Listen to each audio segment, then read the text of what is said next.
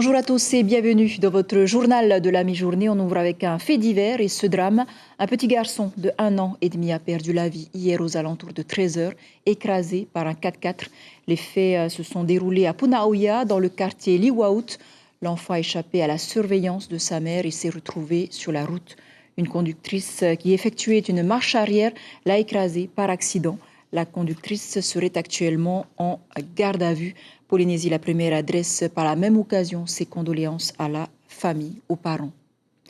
Direction l'île de Nukuhiva maintenant, où la population subit une forte sécheresse, et cela depuis le mois d'octobre. Les villages de l'île s'en sortent plutôt bien de fait de la présence de sources d'eau suffisantes. La capitale Tai'oha rencontre en revanche des difficultés à subvenir aux besoins en eau de sa population.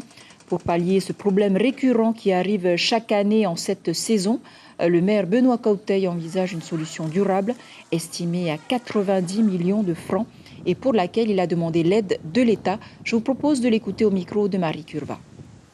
La commune vient de déposer un dossier de financement pour capter une nouvelle source qui se trouve dans la vallée de Tchéko.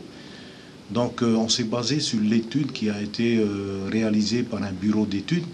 Donc normalement, d'ici 5 à 10 ans, on sera bon au niveau de la quantité d'eau pour alimenter le village principal de Tai'oha. Voilà le gouvernement qui se trouve actuellement aux îles australes. Le Conseil des ministres de ce jour se déroule à Tubuai, l'occasion pour les membres du gouvernement de sonder les attentes de la population, mais aussi des professionnels du tourisme sur place. Et les chiffres de la Covid-19 continuent de décroître en Polynésie. Selon le dernier bilan de la direction de la santé, on compte 35 cas supplémentaires ces dernières 24 heures. 20 patients sont hospitalisés, dont 9 toujours en réanimation. Santé toujours, on s'arrête à Eatea, aux îles sous le vent, où les travaux de rénovation de l'hôpital se poursuivent. Estimé à 600 millions de francs pacifiques, un peu plus de la moitié a déjà été dépensée en peinture, nouveaux climatiseurs, carrelage et autres finitions. Restent encore les urgences, le service chirurgie et obstétrique. Selon le directeur de l'établissement, Pascal Westrolin, l'enveloppe dépassera et devrait plutôt avoisiner les 700 millions de francs pour les 3 années à venir. Je vous propose de l'écouter au micro de Julien Vesco. On a sécurisé et rénové l'ensemble des extérieurs. On a mis aussi également un accent particulier sur la valorisation de l'accueil et de l'environnement de la prise en charge, comme vous pouvez le voir. Bon, il y a plein de salles qui ont été également refaites, les locaux de consultation externes, pour les consultations spécialisées avancées. Et de l'autre côté, comme vous avez pu le constater, l'ensemble des coursives est désormais sécurisé et on est au stade de la rénovation des chéneaux, ce qu'on peut appeler des gouttières si vous préférez. Voilà, sur l'île voisine, l'année démarre plutôt bien pour les fidèles de la paroisse protestante Maori de Hanau.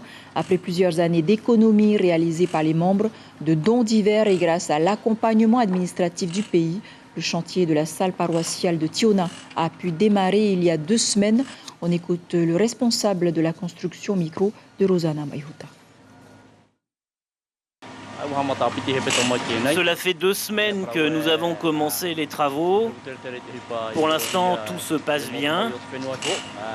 Ça avance tout doucement grâce aux paroissiens et aux jeunes du district. C'est un projet qui nous tient à cœur, à tous. Nous avons vraiment hâte de le terminer avec l'aide de Dieu. Alors on termine cette édition avec le trio polynésien Amui qui porte les couleurs du Fénois pour les sélections françaises de l'Eurovision 2021. Sur 700 candidats au départ, ils sont parmi les 12 finalistes qui seront départagés samedi 30 janvier par le public. Nos confrères de Paris les ont rencontrés en pleine répétition. Regardez. Nous les retrouvons une semaine jour pour jour avant la sélection française pour l'Eurovision. Et lors de cette répétition, plus que la pression, c'est l'envie de participer qui anime le groupe Amui et son leader, Ken Carter. J'ai envie de dire que c'est un challenge et un plaisir.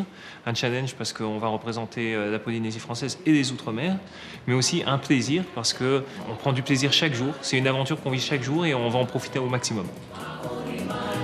Si lui a l'habitude des scènes parisiennes, c'est moins le cas des chanteuses, plutôt habituées à se produire en Polynésie, mais chez elles aussi, l'excitation est à son comble.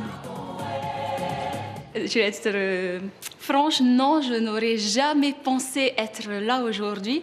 Et maintenant que je suis là, eh bien, aux côtés de Ken et Wahiana, eh bien, on va tout donner pour vous offrir un show d'exception le 30 janvier. Et là, on vous prépare un show polynésien avec... Non, vous allez voir, surprise. C'est pourquoi le groupe soigne aussi scrupuleusement les derniers détails de la chorégraphie avec les deux danseurs. Il faut que le show soit parfait pour le concours, car avant tout, ils seront ambassadeurs de leur territoire devant plusieurs millions de téléspectateurs. Si en plus ils remportaient cette sélection sur les 12 finalistes, alors cela serait la réalisation d'un rêve éveillé.